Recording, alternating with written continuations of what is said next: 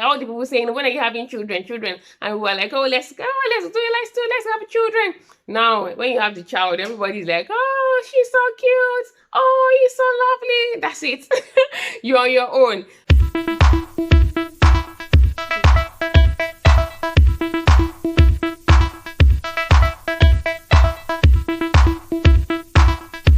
Hi guys, welcome to my channel. My name is Laju. If you're a returning subscriber, thank you so much. If you're seeing me for the first time or you're watching my video for the first time, you are highly welcome. Kindly look through my other videos. I hope you find something useful and relevant to you.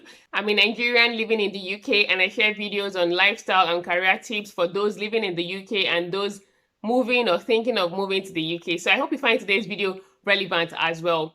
In today's video, I'll be sharing with you guys the cost of childcare in the UK. Well, how much we as a family spend on childcare in the UK. Now, it varies across the UK. It varies on where you're living based on location and everything. In today's video, I'll also be reacting to a video I found on YouTube by two amazing mamas, and they shared the cost of childcare in the UK basically based on their location. They both live in London, I believe. So I'll be reacting to that video and sharing mine as well. Now, let me just put this disclaimer out there. Today's video is not to seek for sympathy or empathy or to seek for pity or anything. I'm not trying to make anyone feel sorry for me or anyone living in the UK.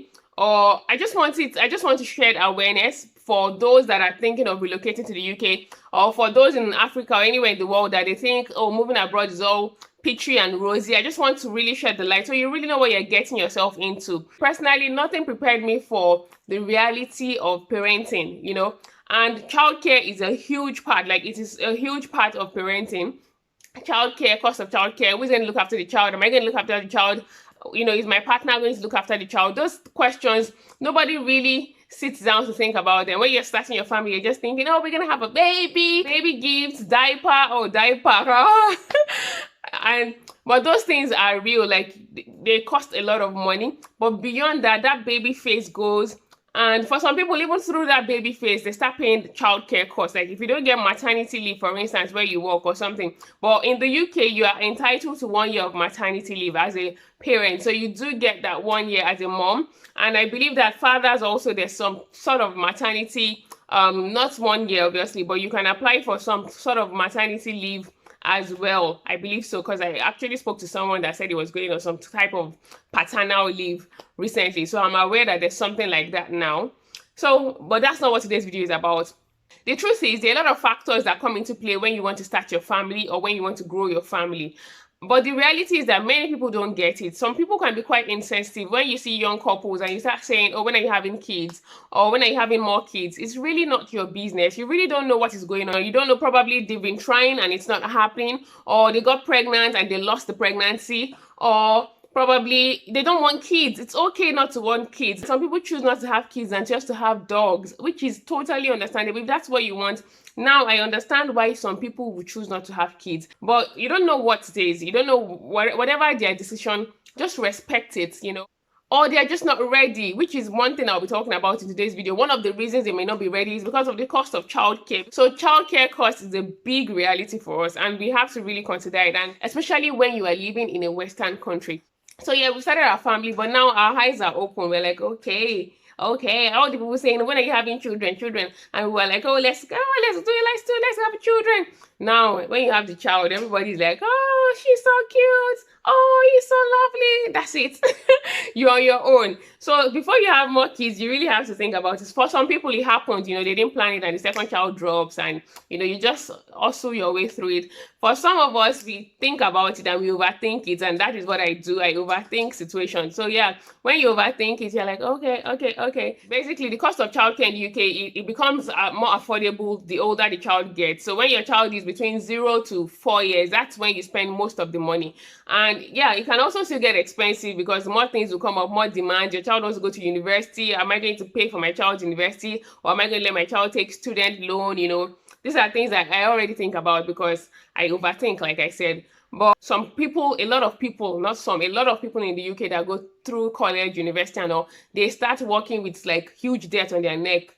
80,000 in student loan. This style is so much. So you can't go to university and come out and not have a job. You have to have a job because the government is taking a large chunk and collecting the money they used to send you to school back. So it's funny because you go through, primary school is free, secondary school is free, and that's it. A lot of people quit at that point and they're like, I'm done, I'm 18, I'm moving on with my life, I'm going to start a business.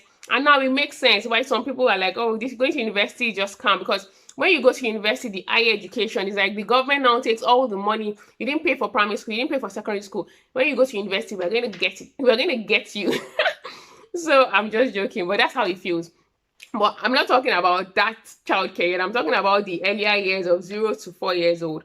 And so when your child is a baby, there's no free childcare. But if you have to go back to work after your 1 year of maternity leave, that's if you have work anyway, then you're going to be dedicating a part of your salary into paying for that childcare. But by the time your child is 3 years old, now at 3 years of age, every child in the UK, whether you are on asylum or you are on whatever type of visa you are on, everybody's child is entitled to 15 hours. So we are everybody, like the rest of the masses, your child gets 15 hours of childcare.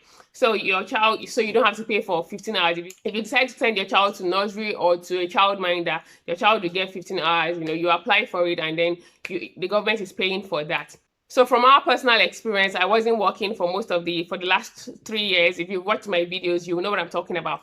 So, but we decided to still put my daughter in a nursery because it helps with social interaction and everything. So from about 18 months, we enrolled her in the nursery. We knew, it would cost some money, and we knew that, she was not entitled to any form of childcare or government funding or anything like that. But we still put her, and we knew we were going to take up that responsibility.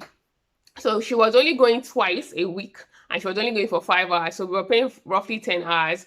And I can't exactly remember how much we paid then, but I'll give you the current costs now. Fast forward to now, she's 3 years old. She's entitled to 15 hours because everybody is entitled to 15 hours. There's also 30 hours, which is another scheme. So along the line, I started working, like I mentioned in my previous videos. So yeah, we started working, but we were only getting 5 hours a day. And most of the jobs you get, you can't work for 5 hours. You're either working 8 hours or 12 hours. And for me, my job, I do 12-hour shifts. So it meant, okay, my child is at nursery for 5 hours.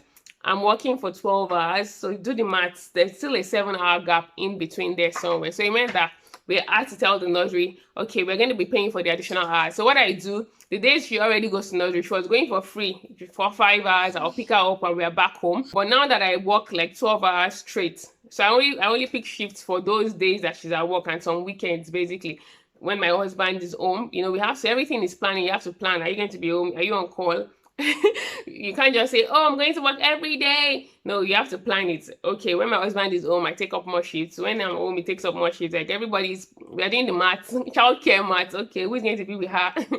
when it's impossible, like he's at work, I'm at work, and there's a tie, then we have to call the childminder. So a lot of mathematics and planning and headache and anxiety goes into it every single day, every single month, every single week. So how much we spend, let me just go straight to the cost. So for my child's nursery, it's 30 hours per session. So before 30 hours per session, I said 30 hours per session. What am I saying? For my child's nursery, it's £30 per session. So the session is like 6 hours session, yeah, from 7:30 to 1:30. That's like 6 hours. Some people it's probably 7:30 to 12. It varies. Like this is just from my personal one. So she was already going. Let me just say, let's say she was going on Monday, but she was going Monday afternoon. So we play at home. I take her to nursery from 1 to 6. I pick her up. That's even like 5 hours. I pick her up, and we weren't paying for that. But then I wasn't working either. I was at home with her for the rest of the week and all that. But now that I'm working, those days that she goes, we've extended them. So we're paying 30 hours per session. So do the math to me. We pay, so am I saying 30 hours?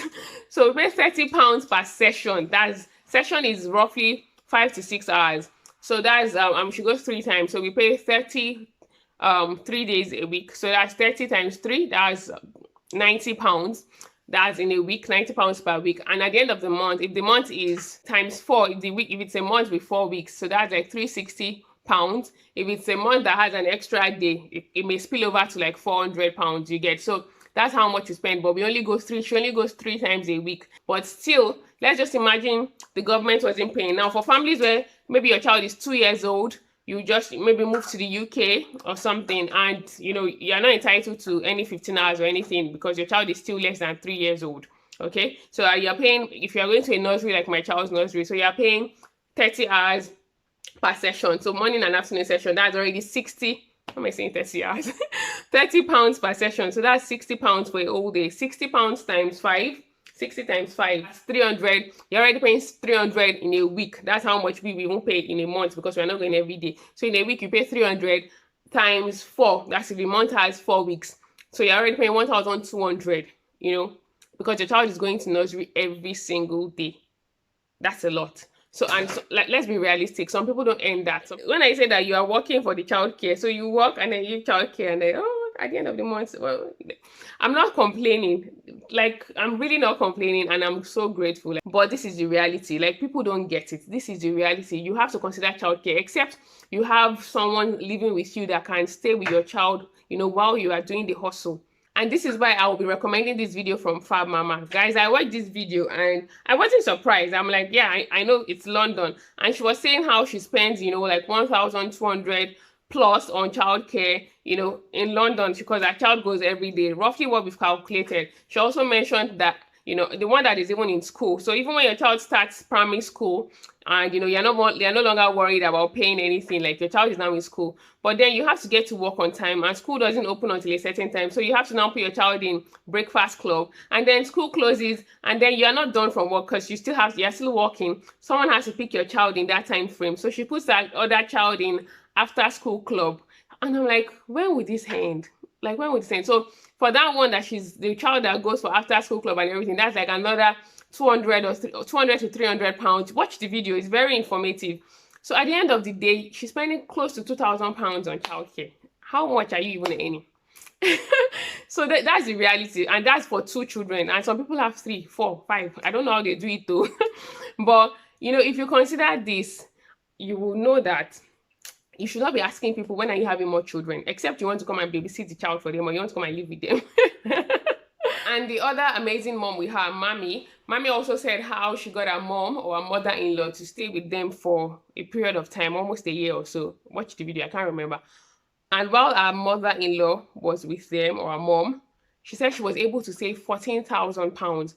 I was like, wow, like you are saving so much. So both partners are obviously working, and you can save so much. So if you do have someone staying with you, it's amazing. Like if you're thinking of moving to the UK or anywhere, like I know I'm not so sure, but I think in Canada you get some child benefits, which is amazing. I don't know how much their childcare costs, if the child benefit covers, so I can't really say anything about that. But for the UK, if you're coming, you're probably going to be coming on a work visa like most people. You're not coming on a permanent resident permit or anything. It's just like a work visa, and then you get a resident permit, biometric resident permit card. So yeah, I don't even know, but that's just the reality, and I just really wanted to share because I'm always talking about childcare, and I just felt like, so people are not thinking, is it that is the reality. So it's like, okay, how much are you earning? Childcare is taking a whole lot of cost. So for people that get married, move to the UK, and they don't have kids at the moment, don't pressure them. They may be trying, you don't know. Or it may just be that they want to balance their life well, So that's just it. I just want this video to pass the message across out there. Let people know that cost of childcare in the UK is not beans. I recently met a lady, and she was like, oh, she hasn't worked for the past 8 years. She's just been taking care of her kids. Her firstborn is now 8 years old and is in primary school. Then she had another child, and that one is now starting school. So now she finally has her freedom. And I'm like, wow. Do I want to sacrifice 8 years of my life doing that? God, I love my child. I love being a mom. Don't get me wrong. So if you want to go back to school, go back to school. If you want to write a book, write a book. If you want to start a career. If you can. I know it's a lot, but whatever amount of years you decide to sacrifice, or you are juggling it at the same time, just make sure you find time to do what it's really important to you as well as a person. So that's it, guys. Thank you for watching today's video. I hope you found it useful. Don't forget to like today's video, subscribe to my channel, and feel free to share. Till next time, bye.